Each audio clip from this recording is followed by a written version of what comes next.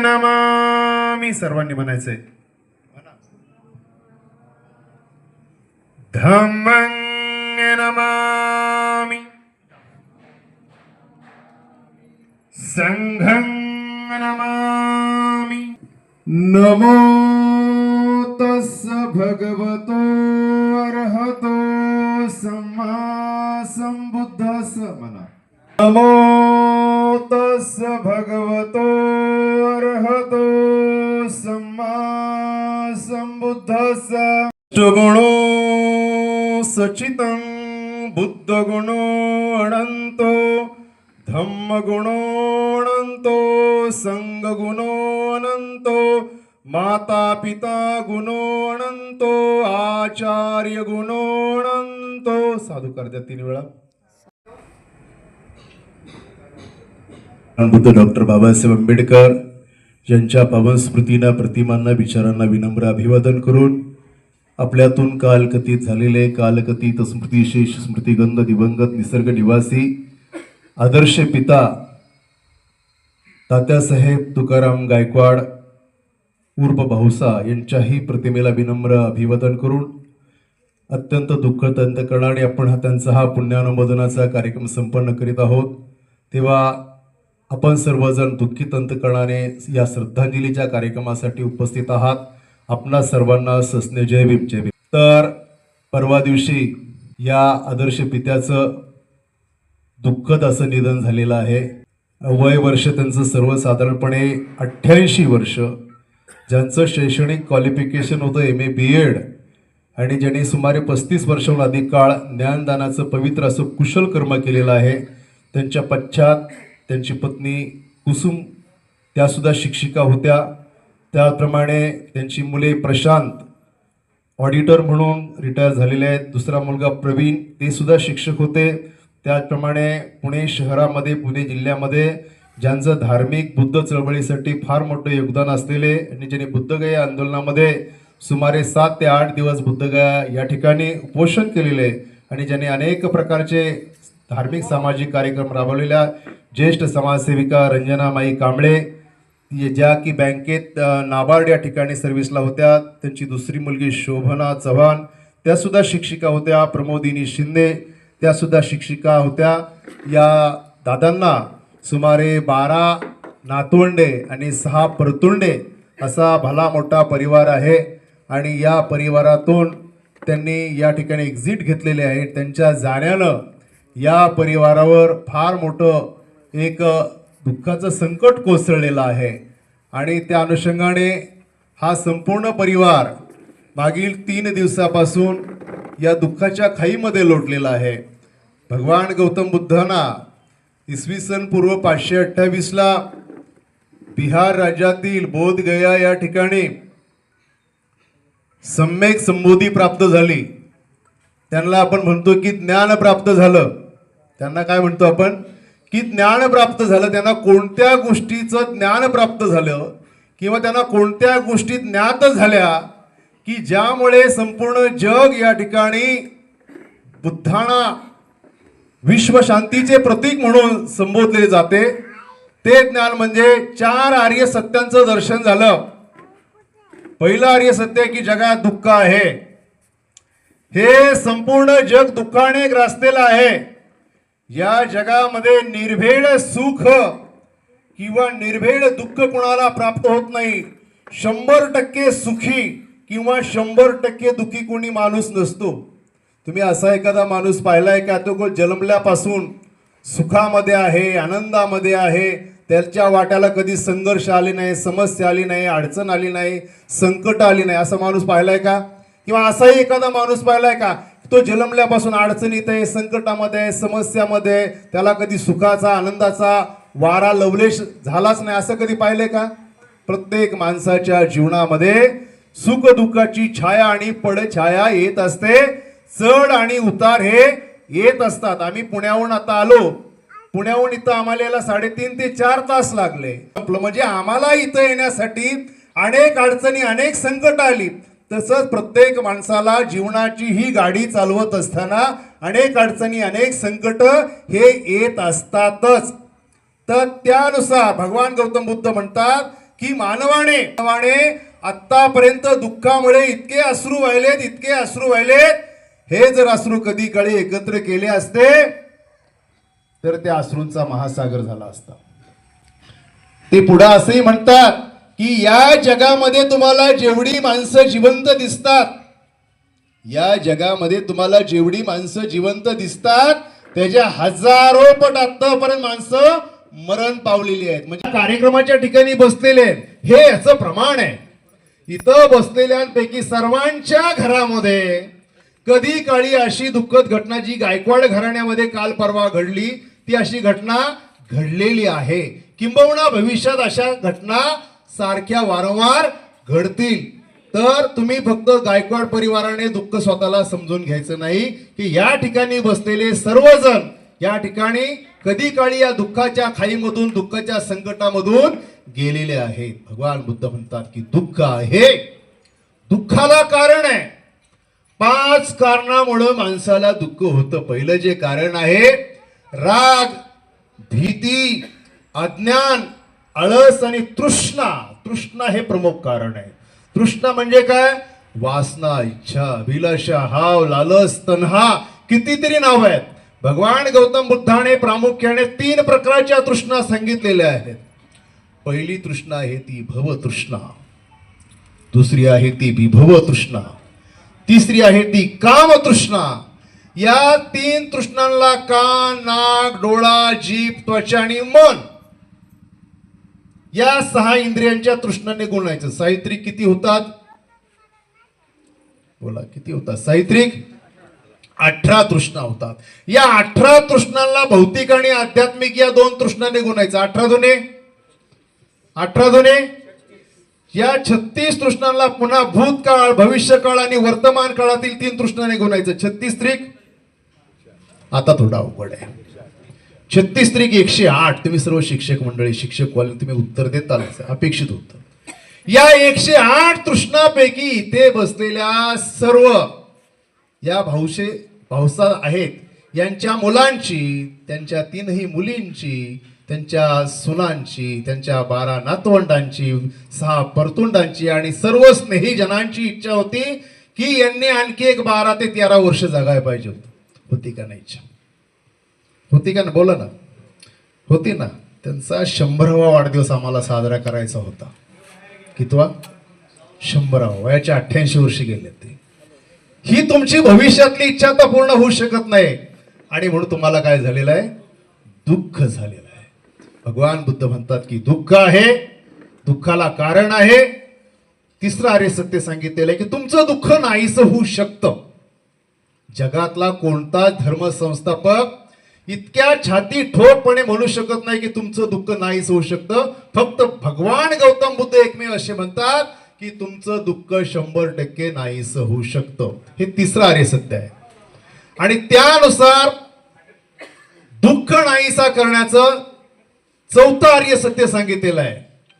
तुमचं दुःख सुद्धा नाहीस होऊ शकेल आणि तो नाहीसा करण्याचा आंतरराष्ट्रीय दर्जाचा समृद्धी महामार्ग सांगितलेला आहे. याला म्हणतात आर्य अष्टांगिक मार्ग. काय म्हणतात त्याला? आर्य अष्टांगिक मार्ग. पण या महामार्गावरून जर तुम्हाला सुख नावाच्या शहरात जायचं असेल, आनंद नावाच्या नगरामध्ये जायचं असेल, जीवनामध्ये आनंद प्राप्त करायचा असेल, याची देही, याची डोळा आणि याच जन्मी सुखाची प्रचिती जाणून घ्यायची असेल तर या महामार्गावर लागतो एक टोल नाका. काय लागतो? इथं लागतो एक टोल नाका. आणि तो टोल भरल्याशिवाय कोणत्याही मानवाला, कोणत्याही जाती जमातीच्या माणसाला, कोणत्याही देशातील मानवाला त्या मार्गाने प्रवास करता येत नाही.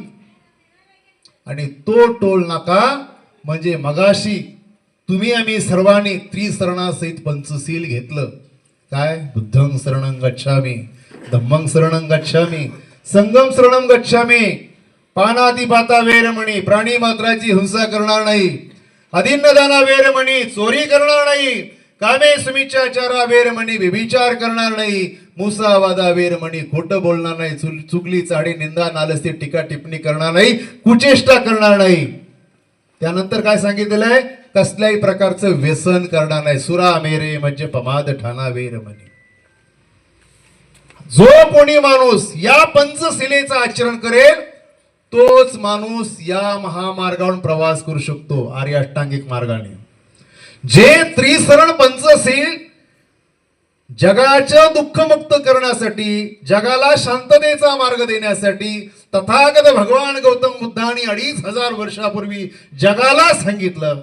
जगातल्या कोणत्याही जाती धर्मातील माणसाने ते आचरण करावं. तेच पंचशील त्रिसरणासहित तुकाराम महाराजांनी, जगद्गुरु संत श्रेष्ठ शिरोमणी तुकाराम महाराज यांनी तुकाराम गाथेमध्ये लिहून ठेवलेलं आहे. तुकाराम गाथा वाचा. त्या तुकाराम गाथेमध्ये तुकाराम महाराज म्हणतात, शरण शरण वाणी, शरण शरण वाणी, शरण त्रिवाचा विनवणी.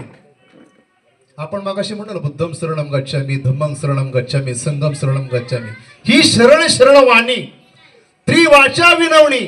आणि मग तुकाराम महाराज पंचशील लिहितात, पापाची वासना नको दाऊ डोळा, त्याहून आंधळा भलाच मी. निंद्याचे श्रवण नको माझे काणी, बधीर करून ठेव देवा. पवित्र वाणी नको माझ्या मुखा, तर मुका भलाच मी. नको मज कधी परश्री संगती, जनातुनी उठता माती भली. ओढोनिया तंबाखू जो काढी धूर, जळो तेणे पापे घर. जे पंचशील बुद्धाने सांगितले, तुकाराम महाराजांनी सांगितलेलं आहे. मला या दादांचा अभिमान वाटतो की हे आयुष्यभर हरिभक्त पारायण आध्यात्मिक ज्ञानदानाचं कार्य केलं. आयुष्यभर त्यांनी 108 प्रकारच्या तृष्णांची माळ घातली. त्यांच्या गळ्यामध्ये 108 प्रकारची तृष्णांची माळ आहे, जी माळ तुमच्या गळ्यामध्ये सुद्धा आहे. त्यांच्या कपाळाला अष्टगंध आहे. जो कोणी माणूस पंचशिलेचं आचरण करतो, बघा वारकरी संप्रदायातला माणूस मांसाहार करत नाही, चोरी करत नाही, व्यभिचार करत नाही, खोटं बोलत नाही, कसल्या प्रकारचं व्यसन करत नाही. जो कोणी माणूस पंचशिलेचं आचरण करतो तोच माणूस कपाळाला अष्टगंध लावतो. त्यांच्या कपाळाला काय आहे? काय आहे? अष्टगंध. आयुष्यभर पंचशिलेचं आचरण केलं. बरोबर आहे का नाही? तद्वतच तुम्ही सुद्धा काय केलं पाहिजे? या आर्य अष्टांगिक मार्गाचं आचरण केलं पाहिजे. सम्यक दृष्टी, सम्यक संकल्प, सम्यक वाचा, सम्यक स्मृती, सम्यक कर्म, सम्यक आजीविका, सम्यक व्यायाम, सम्यक समाधी, या आर्य अष्टांगिक मार्गाचं आचरण केलं. शिव शाहू फुले आंबेडकर यांच्या विचारसरणीचं आचरण केलं. विज्ञानवादी दृष्टिकोन ठेवला. अंधश्रद्धा कर्मकांड मुक्त राहिला तर तुम्हाला या ठिकाणी या दुःखातून बाहेर पडता येईल. त्यासाठी आपल्याला काय असले पाहिजे? सम्यक दृष्टी असली पाहिजे. आता सम्यक दृष्टी म्हणजे काय? ही खऱ्याला खरं म्हणणे, खोट्याला खोटं म्हणून जाणे, विज्ञानवादी दृष्टिकोन ठेवणे. काही लोकांचं शिक्षण होतं, MA PhD नेट सेट करतात विद्यापीठात आणि काय करतात? 25 लाखाची एखादी गाडी घेतात, 4 व्हीलर, आणि ती गाडी तिकडं राशींच्या चौकात आली की त्या ठिकाणी काय करतात ना, पाहुण्यांचं घर असतं जवळ. गाडी दारात आल्याबरोबर त्या गाडीच्या खाली काय ठेवतात? लिंबू ठेवतात. पुढं गाडी घरी आली इकडं कर्जतला की तिथं कोपऱ्यावर असतेच एक 20 रुपयामध्ये ती काळ्या भावल्या उलट्या लटकवणाऱ्या महिला विकणाऱ्या असतात, ती भावली घेतात, त्या गाडीला लावतात आणि ती गाडी तशीच पुढे इकडे कर्जच्या दिशेने निघाल्यानंतर एखाद्या खड्ड्यामध्ये पलटी होती. ती भावली सरळ होती, त्या गाडीतली माणसं उलटी होतात. मग तुमचं शिक्षण किती हो द्या, नेट सेट करा, MA करा, BEd करा, काही करा, अंधश्रद्धा कर्मकांडाचे कार्यक्रम करत असाल तर तुम्हाला सम्यक दृष्टी अजिबात नाही. एखाद्या माऊलीने, एखाद्या आजोबाने शाळेचं तोंड पाहिलं नाही, तो शाळेत कधी गेला नाही, पण अंधश्रद्धा कर्मकांड केले नाही, तर त्याला सम्यक दृष्टी प्राप्त झालेली आहे. तर अशा पद्धतीने तुम्ही आर्य अष्टांगिक मार्गाचं आचरण करा, विज्ञानवादी दृष्टिकोन ठेवा, तर तुम्हाला या ठिकाणी दुःखातून खऱ्या अर्थानं मुक्ती मिळेल. तुम्ही या ठिकाणी बसलेल्या सर्व मुलांनी, त्यांच्या मुलींनी एका गोष्टीचं चिंतन करायचं की माणसाचा मृत्यू सर्वसाधारणपणे 3 ते 4 कारणामुळे होतो. पहिला जो मृत्यू होतो तो अपघाताने. पहिला मृत्यू कुठला होतो? अपघाताने. दुसरा होतो तो घातपाताने. तिसरा होतो स्वहत्या किंवा आत्महत्या. आणि चौथा होतो तो निसर्गाच्या नियमामुळे, वार्धक्यामुळे, वृद्धपकाळामुळे, म्हातारपणामुळे. तेव्हा आपल्या भाऊशांचा, आपल्या वडिलांचा, आपल्या आजोबांचा मृत्यू अपघाताने झालाय का? त्यांच्या बाबतीत घातपात झालाय का? त्यांनी स्वहत्या किंवा आत्महत्या केली का? नाही केली. मग त्यांचा मृत्यू कशामुळे झालेला आहे? वृद्धपकाळामुळे झालेला आहे. त्यामुळे अजिबात दुःख करायचं नाही. दोन मृत्यू सर्वश्रेष्ठ आहे. पहिला जो मृत्यू आहे, जो रणांगणावर लढता लढता देशासाठी राष्ट्रासाठी धारातीर्थी पडतो, शहीद होतो, तो मृत्यू सर्वश्रेष्ठ आहे. आणि ज्यांनी शेवटचा श्वास, शेवटचा घास आपल्या नातेवाईकांच्या समवेत घेतलेला आहे, नातेवाईकांच्या सहवासामध्ये ज्याचा अंत झालेला आहे, तो मृत्यू सर्वश्रेष्ठ. यांचा मृत्यू सुद्धा तुम्हा सर्वांच्या समक्ष झालेला आहे. तुम्ही शेवटच्या क्षणापर्यंत वडिलां जिवंत असतील म्हणून काय केलं? दवाखान्यामध्ये नेलं. म्हणजे सर्व तुम्ही मुला लेकरांनी नातवंडांनी वडिलांची चांगल्या प्रकारची सेवा केलेली आहे. तर दुःख अजिबात बाळगायचं नाही. माणसाचा मृत्यू सुद्धा वेगवेगळ्या वयोगटात होतो. पहिला जो मृत्यू होतो ना, 0 ते 8, बाळ जन्मल्यापासून ते 8 वर्षाच्या काळामध्ये ज्याचा मृत्यू होतो तो बालरिष्ट मृत्यू किंवा बालक मृत्यू. 8 ते 20 या कालखंडात ज्याचा मृत्यू होतो तो युवारिष्ट किंवा युवकरिष्ट मृत्यू. 20 ते 32 या कालखंडात ज्याचा मृत्यू होतो तो अल्पकालीन मृत्यू. 32 ते 64 या कालखंडात ज्याचा मृत्यू होतो तो मध्यकालीन मृत्यू. आणि 64 ते 120 वय वर्ष 64 ते 120 या कालखंडात ज्याचा मृत्यू होतो तो पूर्ण योग मृत्यू किंवा दीर्घयोग मृत्यू. तुमच्या वडिलांचा मृत्यू माई वयाच्या 88 वर्षी झालेला आहे. म्हणजे 64 वर्षानंतर पूर्ण एक मृत्यू, दीर्घयोग मृत्यू झालेला आहे. बाबासाहेब आंबेडकर किती वर्ष जगले?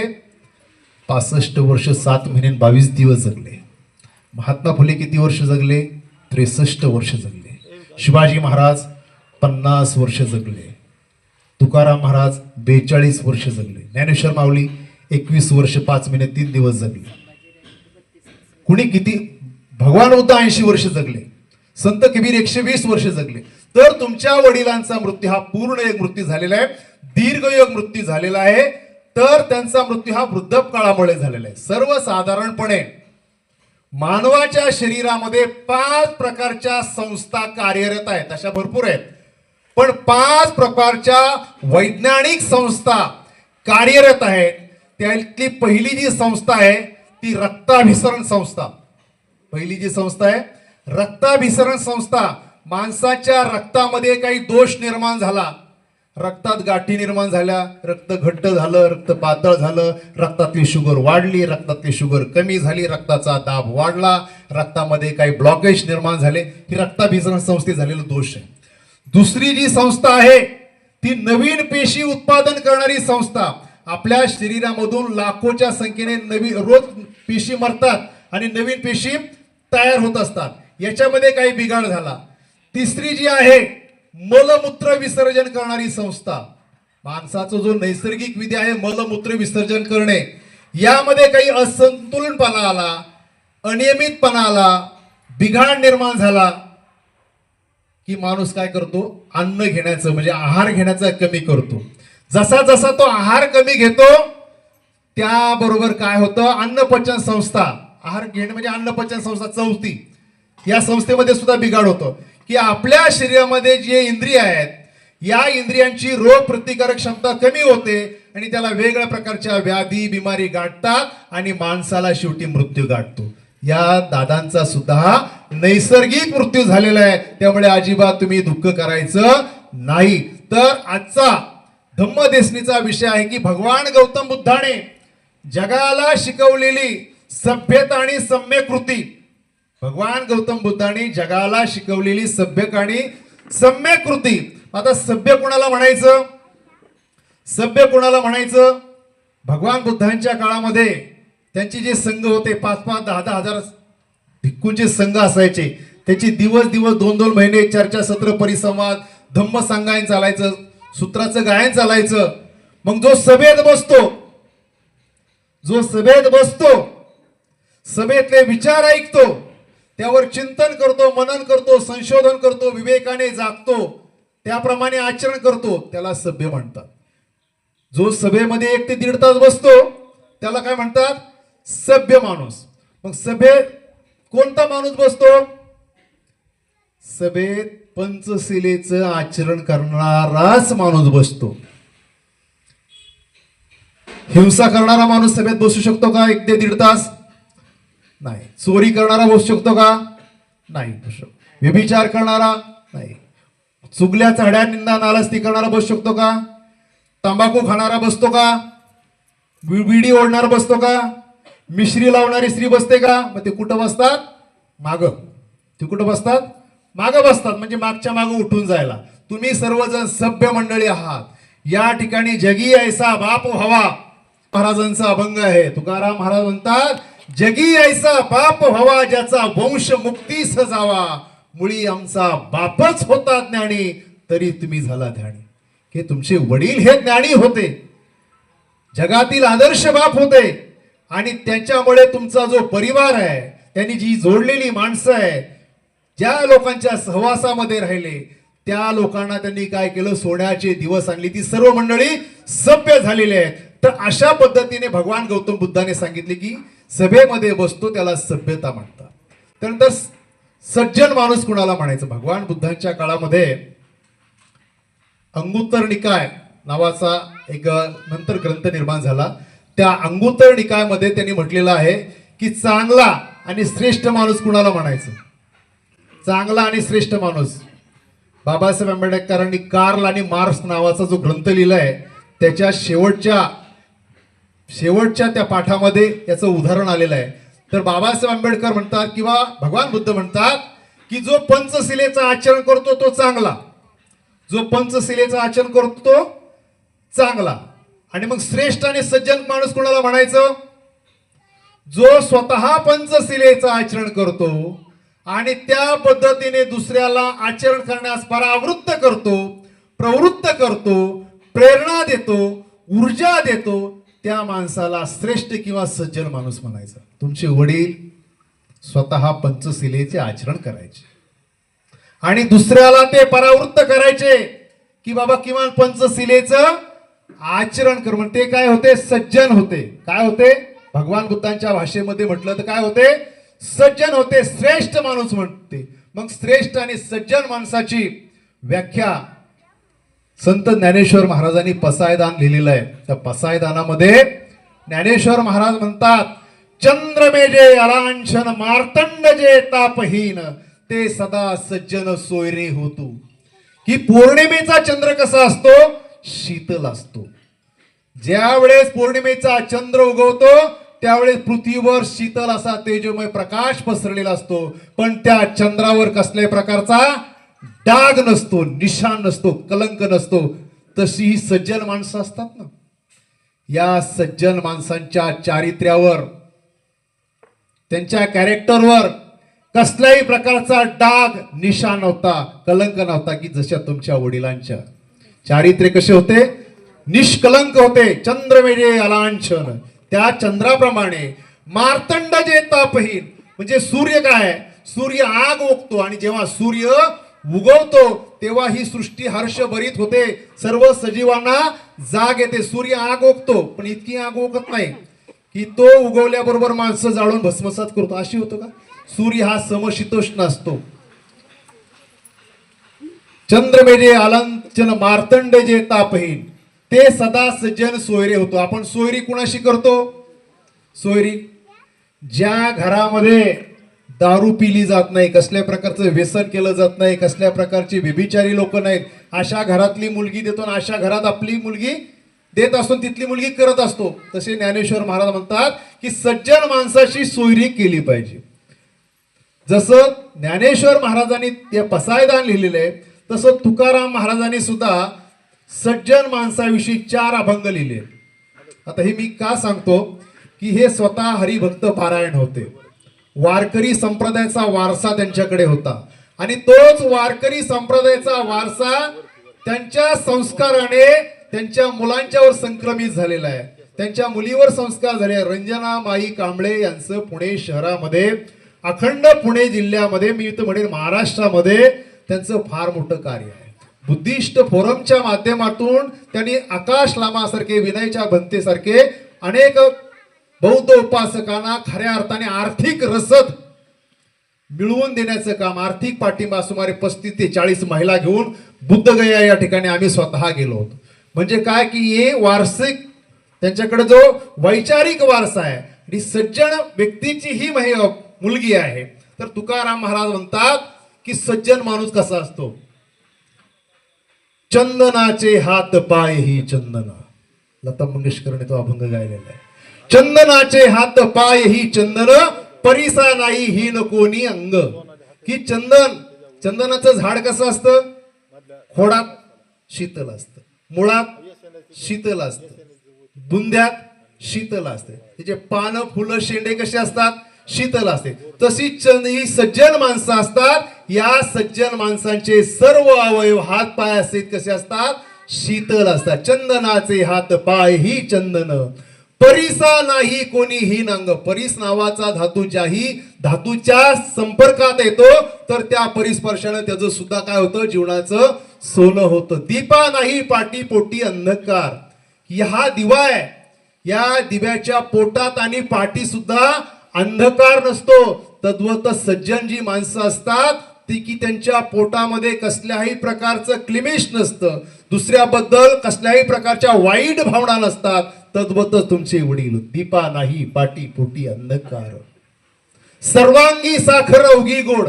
खडी साखर कशी असते, खडी साखर खायला खडी साखरेचा खडा कोणत्याही बाजूने खा, कसाही खा, कसा लागतो तो, गोड. तशी सज्जन माणसं असतात, त्यांच्या संपर्कामध्ये कशाही पद्धतीने जा तर ती कशी लागतात, गोड. सर्वांगी साखर अवघी गोड.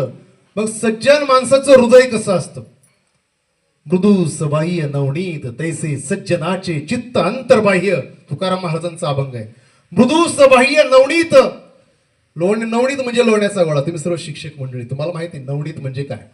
नवनीत म्हणजे लोण्याचा गोळा. हा लोण्याचा गोळा कसा असतो, मऊ असतो, लुसलुशीत असतो, सर्वांना त्याचा स्पर्श हवासा वाटतो. बरोबर आहे का नाही. परंतु या लोण्याचे एक भौतिक गुणधर्म आहे, हा उष्णतेपाशी गेला ना की लगेच वितळतो. काय होतो, उष्णतेपाशी गेला की लगेच वितळतो. तशी सज्जन माणसं असतात ना, सज्जन माणसं दुसऱ्याचं दुःख पाहिलं, दुसऱ्याच्या जखमा पाहिल्या, दुसऱ्याच्या वेदना पाहिल्या की त्यांच्या हृदयामधून करुणेचा पाझर फुटतो. जसं की यांच्या हृदयामधून करुणेचा पाझर फुटायचं. भुकेल्याची भूक जाणणारे, तहानल्याची तहान जाणारे, याचकांना मदत करणारे, गरिबांना मदत करणारे हे आमचे दादा स्वतः हायस्कूलला हेडमास्तर होते आणि हेडमास्टरच्या काळामध्ये त्याने अनेक विद्यार्थी घडवलेले आहेत, अनेक गरीब विद्यार्थ्यांचं दुःख पाहिलेले, विषमता पाहिलेले, शैक्षणिक कार्याला मदत केलेली आहे. मग हे झालं त्यांचं अंतःकरण.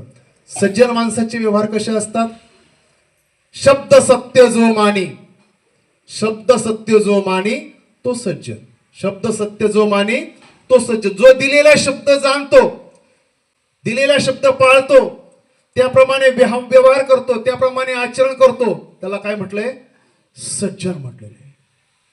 ज्ञानेश्वर महाराजांनी दुसऱ्या एका अभंगामध्ये म्हटलेलं आहे, सज्जनांचे शब्द जैसे अमृताचे कल्लोळ. ऐकलंय ना कधी, सज्जनांचे शब्द जैसे अमृताचे कल्लोळ. सज्जन माणसाच्या मुखातून जी वाणी बाहेर पडती, जे विचार बाहेर पडतात, जे शब्द बाहेर पडतात, त्यामुळे काय होतात, मुकी माणसं बोलू लागतात, अंध माणसांना दृष्टी येते, दिव्यांग माणसं पळू लागतात. या भारत भूमीमध्ये 14 एप्रिल 1891 साली मध्य प्रदेशातील मऊच्या छावणीमध्ये एक जन्माला आले आचारशील, विचारशील, दानशील, धर्मशील, सर्वज्ञपणे सुशील, सकळा ठाई ज्ञानियांचा राजा, विद्वानांचा विद्वान डॉक्टर भीमराव रामजी आंबेडकर, की ज्यांच्यामुळे या भारत भूमीतील तमाम बहुजनांचं, सर्व माता भगिनींचा खऱ्या अर्थाने उद्धार झाले. बाबासाहेब आंबेडकरांचं शिक्षण जर कुणाला विचारलं ते एका दमात कोणी सांगत नाही, 2 ते 3 वेळा पॉज घ्यावा लागतो. बाबासाहेब आंबेडकरांचं शिक्षण किती होतं, BA MA PhD MSc DLit barrister at law एवढं त्यांचं शिक्षण झालं होतं. त्यांना 32 ठिकाणचे राजे महाराजे देशाचे संस्थानिकांचे पुरस्कार भेटले होते. त्यांच्या 8 ते 9 शैक्षणिक पदव्या होत्या. त्यांना आपण डॉक्टर म्हणतो. त्यांना काय म्हणतो आम्ही, डॉक्टर. बाबासाहेब आंबेडकर कशाचे डॉक्टर होते, त्यांनी 1923 साली कोलंबिया या विद्यापीठामध्ये doctor the problem of rupees हा प्रबंध सादर केला होता आणि म्हणून त्यांना 5 जून 1952 कोलंबिया या विद्यापीठाने डॉक्टर ऑफ लॉज ही पदवी दिली होती. बाबासाहेब आंबेडकर आम्ही डॉक्टर म्हणतो. या देशामध्ये, या जगामध्ये, या विश्वामध्ये असे निष्णांत डॉक्टर आहेत. माणसाच्या शरीरामध्ये जितक्या प्रकारचे अवयव आहेत, जितक्या प्रकारचे इंद्रिय आहेत, जितक्या प्रकारचे रोग आहेत, जितक्या प्रकारचे बिमारी आहेत, याच्यावरचे स्पेशलिस्ट डॉक्टर आहेत. ही डॉक्टर मंडळी काय करतात? जिवंत माणसाला जिवंत ठेवण्याचा प्रयत्न करतात. बरोबर आहे ना? जिवंत माणसाला जिवंत ठेवण्याचा प्रयत्न करतात. परंतु बाबासाहेब आंबेडकर असे एकमेव डॉक्टर होऊन गेले की ते मेलेल्या माणसाला सुद्धा जिवंत करत होते. काय केलं त्यांनी? झिजलेल्या शरीरामध्ये प्राण ओतला, खचलेल्या मनामध्ये आत्मसन्मान जागवला, रंजल्या गांजल्यांना परिवर्तनाचा मंत्र दिला आणि बुद्धाच्या न्याय, स्वातंत्र्य, समता, बंधुभावाचा मार्ग दाखवला. ही सज्जन माणसं काय करतात? अशा पद्धतीचे कार्य करतात. जसे तुमच्या वडिलांनी कार्य केलं, तुमच्या वडिलांनी हे सज्जन माणसाचं परिपूर्ण कार्य केलेलं आहे. खऱ्या अर्थाने आज त्यांचा वंश मुक्तीस गेलेला आहे, कारण त्यांचं खऱ्या अर्थाने काम त्यांनी जिवंत असतानाच या ठिकाणी केलेलं आहे. तर चांगला आणि श्रेष्ठ माणसाची ही वैशिष्ट्य सांगितलेले. भगवान गौतम बुद्ध श्रावस्ती इथे असताना, शेवटचे 10 मिनिटं घेतो, श्रावस्ती या ठिकाणी राहत असताना अनाथ पिंडक नावाचा उपासक आला आणि अनाथ पिंडक म्हटला की भगवंत, मानवासाठी स्वागतार्ह, आनंददायी, इष्ट आणि अशी कोणती गोष्ट आहे ती आम्हाला सांगा की ज्यामुळे जगाला आनंद वाटेल, मानवाला आनंद वाटेल, जग त्याचं स्वागत करेल, अशी कोणती गोष्ट आहे? तेव्हा भगवान बुद्ध म्हणतात की अशा 4 गोष्टी आहे की ज्यामुळे जगाला आनंद होईल. पहिली जी गोष्ट आहे, कायदेशीर मार्गाने संपत्ती मिळवणे. काय करणे? कायदेशीर मार्गाने संपत्ती मिळवणे. जशी की तुमच्या वडिलांनी आयुष्यभर पांढर पेशा व्यवसाय स्वीकारून सम्यक आजीविका करून, कायद्याच्या चौकटीत राहून कायद्याचं उल्लंघन न करता, धम्माच्या चौकटीत राहून धम्माचं उल्लंघन न करता काय केले? सम्यक आजीविका केली. तुकाराम महाराज म्हणतात, जोडोनिया धन उत्तम व्यवहारे, उदास विचार वेचे करील. महात्मा फुले म्हणतात, स्वकष्टाने पोट भरा, ज्योती शिकवी फजिती खोरा. तर त्यांनी काय केलं? कसल्याही प्रकारचा कोणाचा तळतळाट घेतला नाही. तुमच्या पर्समध्ये, तुमच्या खिशामध्ये पैशाचा खळखळाट असावा, पण त्याच्या पाठीमागे कोणाच्या शाप, हाय, तळतळाट नसावे. कारण कष्टाने मिळवलेल्या भाकरीला अमृताचा स्वाद असतो, अमृताची गोडी असते, आणि दुसऱ्यांना फसवून जे धन मिळवलेलं असतं त्याला विषाची चव आणि नरकाची दुर्गंधी असते. समान शिक्षण दिलं, व्यावसायिक प्रशिक्षण दिलं, चांगला माणूस म्हणून जीवन जगण्याचं कौशल्य दिलं. तुम्ही सुद्धा स्वतःच्या पायावर एक चांगल्या प्रकारचे सम्यक आजीविका करतायत. आपले नातेवाईक सुद्धा कायदेशीर मार्गाने संपत्ती मिळवतात का, हे दुसरं सांगितलेलं आहे. त्यानंतर त्यांनी सांगितलेलं आहे की दीर्घकाळ जगून वृद्धत्व प्राप्त करणे हे चांगलं कर्तव्य. यांचं वय वर्ष किती होतं? 88. दीर्घकाळ जगले. का जगले? पंचशिलेचं आचरण केले, शुद्ध विचार ठेवले, शुद्ध अंतःकरण ठेवलं. त्यानंतर सत्य ज्ञानाची प्राप्त करणे. मग सत्य ज्ञान कुठलं?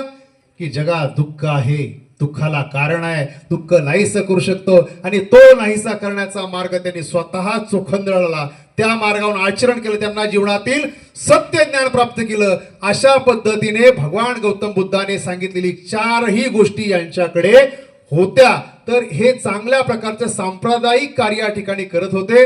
मी माझ्या प्रवचनामध्ये, माझ्या व्याख्यानामध्ये वास्तविक पाहता मी सुत्तपटन अजिबात कधीच घेत नाही, पण माईंच्यामुळे मी आज विधीचा कार्यक्रम घेतला. मी जास्त व्याख्यानाचे आणि प्रवचनाचे कार्य करतो. माझ्या प्रवचनामध्ये मला नेहमी म्हणतात की तुम्ही तुकाराम महाराजांचा आणि भगवान बुद्धांचा उल्लेख, ज्ञानेश्वर महाराजांचा का उल्लेख करतात? की जगद्गुरु संत श्रेष्ठ शिरोमणी तुकाराम महाराज हे भगवान बुद्धांचे महाउपासक होते. ते भंडारा डोंगरामध्ये जायचे, भामचंद्र डोंगरामध्ये जायचे, तिथं ध्यानाला बसायचे. ते सर्व चैत्य आहेत, स्तूप आहेत, लेणी आहेत. त्या ठिकाणी त्यांनी 4500 अभंग लिहिले, त्यातले 75% अभंग तिथं सुचलेले आहेत. तुकाराम महाराजांनी 2 अभंग लिहिलेत. त्या 2 अभंगामध्ये स्पष्ट बुद्धांचा उल्लेख केलेला आहे. तुकाराम महाराज म्हणतात, बौद्ध अवतार माझी या दृष्टा, स्पष्ट उल्लेख करतात. बौद्ध अवतार माझी या दृष्टा मौने धरली मुकनिष्ठा लोकांची यासाठी श्याम चतुर्भुज संतांसवे गुज बोलत असे आले कलियुग माझी या संचिता डोळा हकालिता ना पडेसी म्यास तुझे काय केले नारायणा तुका म्हणे कारण का नाही करुणा. दुसरा एक अभंग लिहिला बुद्धांच्या त्या स्तूपाकडे पाहू. तुझे पाय माझी काशी. कोणाचे पाय? बुद्धांचे पाय. काशी वाराणसी सारणा त्या ठिकाणी पहिल्यांदा धम्मचक्र प्रवर्तन केलं म्हणून ते म्हणतात तुझे पाय माझी काशी कोण जाये माझी काशी. तुझे पाय जर काशी असेल तर मला काशीला जायची गरज आहे का? नाही. तुझे पाय माझी काशी कोण जाये माझी काशी. तुझे रूप म्हणजे बुद्धांचे रूप. तुझे रूप तेची ध्यान तेची माझी अनुष्ठान. तुझे चरण तेची गया. गया म्हणजे बुद्ध गया. तुझे चरण तेची गया झाले गया वर्जन देहा तुका म्हणे सकल तीर्थे तुझे पायी वस्ती येते. तोडावया चेष्टांचा संबंध शुद्धापासी शुद्ध बुद्ध होते. होते ते निर्मळ शुद्ध बुद्ध कली माझी देव बौद्ध झाला. मज पाहता हेल टिके सकळ कोटे माया जाळ दावी देवा आहे शुद्ध बुद्ध ठाईच्या ठाई. तुकाराम महाराजांच्या गाथेमध्ये 62 ठिकाणी बुद्धांचा उल्लेख आलेला आहे. तुकाराम महाराज, ज्ञानेश्वर महाराज, नामदेव महाराज, एकनाथ महाराज या सकल संतांनी भगवान बुद्धांना स्वीकारलं, प्रेमे आलिंगन दिलं, हृदयाशी कवटाळलं. ज्ञानेश्वर महाराजांनी जी ज्ञानेश्वरी नावाचा ग्रंथ लिहिलेला आहे त्या ज्ञानेश्वरीमध्ये अगदी पहिल्या अध्यायामध्ये 11वी ओवी आहे. ज्ञानेश्वर महाराज स्पष्ट बुद्धांचा उल्लेख करतात. एके हाती दंतू. एके हाती दंतू जो स्वभावता खंडितू तो बौद्ध मत संकेतू वार्तिकांचा. ज्ञानेश्वर महाराज म्हणतात की बौद्ध धम्माचा ऱ्हास, बौद्ध धम्माला ग्लाणी कुणामुळे आली ती कुमारील भट्ट आणि शंकराचार्य नावाचे जे विद्वान आहेत त्यांनी 8व्या शतकामध्ये श्लोक वार्तिक नावाचा ग्रंथ लिहिला आणि त्यामध्ये बौद्ध तत्वज्ञानाचं खंडन केलं. सिद्धार्थाचे बुद्ध कसे झाले ते सुद्धा 11व्या अध्यायामध्ये 215, 216, 217 त्या ठिकाणी ज्ञानेश्वर महाराजांनी उल्लेख केलेला आहे. मग महाराष्ट्रातील सकल संतांनी बुद्धांना स्वीकारलेले असेल. आजही ब्राह्मण समाजाच्या घरामध्ये बुद्धाच्या मूर्त्या आहेत कारण बुद्धाच्या काळामध्ये 75% ब्राह्मण बुद्धाच्या त्या संघामध्ये होते. तर जे कोणी म्हणत असतील की बुद्ध हा विष्णूचा 9वा अवतार आहे, जे कोणी असे म्हणत असतील तर त्यांना माझा एक प्रश्न आहे. जर बुद्ध हा विष्णूचा 9वा अवतार आहे तर तुमच्या देवघरामध्ये भगवान रामाबरोबर भगवान श्रीकृष्णाबरोबर तुमच्या देवघरामध्ये तुमच्या हॉलमध्ये बुद्धाची प्रतिमा का नाही? तर बुद्ध हा तुमच्यासाठी कोणी परका नाही. बुद्ध या भूमीमधला आहे, संतांनी स्वीकारलेला आहे. तेव्हा तुम्हा आम्हाला स्वीकारायची काय गरज, म्हणजे काय अडचण आहे का? तर अजिबात अडचण नाही. तर तुम्ही सुद्धा या ठिकाणी विचाराने आचरणाने स्वीकारायचं आहे. तर मला या ठिकाणी सुमारे 35 ते 40 मिनिटाचा वेळ दिला असेल कदाचित. माईंनी या ठिकाणी आज तुम्हा सर्वांशी सुसंवाद साधण्यासाठी मला या ठिकाणी पाचारण केलं. जे काही तुम्हाला शिव शाहू फुले आंबेडकर संत साहित्यातले विचार आवडले असतील ते सर्व त्यांचेच आहे. आणि जे अजिबात आवडले नसेल, कुणाला लय वाईट वाटलं असेल, कुणाला च्या लय भावना दुखवल्या असतील तर मी तुम्हा सर्वांची कदापिही माफी मागणार नाही. कारण मी जे विचार मांडलेले आहेत ते अत्यंत अभ्यास करून, चिंतन करून, मनन करून, संशोधन करून, अनुभवाच्या भट्टीतून तावून सुलाखून निघालेले हे विचार आहेत. तर मी व्यक्तिशः माझ्या दौंड तालुक्यातील देऊळगाव गाडा येथील समस्त मोरे परिवाराच्या वतीनं, भारतीय बौद्ध महासभा पुणे जिल्हा शाखेच्या वतीनं, नगर शाखेच्या वतीनं, कर्जत शाखेच्या वतीनं आणि तुम्हा सर्वांच्या वतीने माझ्याबरोबर आलेले सूर्यवंशी दादा आहेत, त्याचप्रमाणे एका चॅनलच्या चालिका अनुताई कांबळे आहेत, त्याचबरोबर आमचे विनोद उजागरे आहेत. या सर्वांच्या वतीनं या एका आदर्श पित्याला शब्द सुमनानी भावपूर्ण आदरांजली व्यक्त करतो. येथे थांबतो. जय भीम, नमो बुद्धाय, जय भारत. धन्यवाद.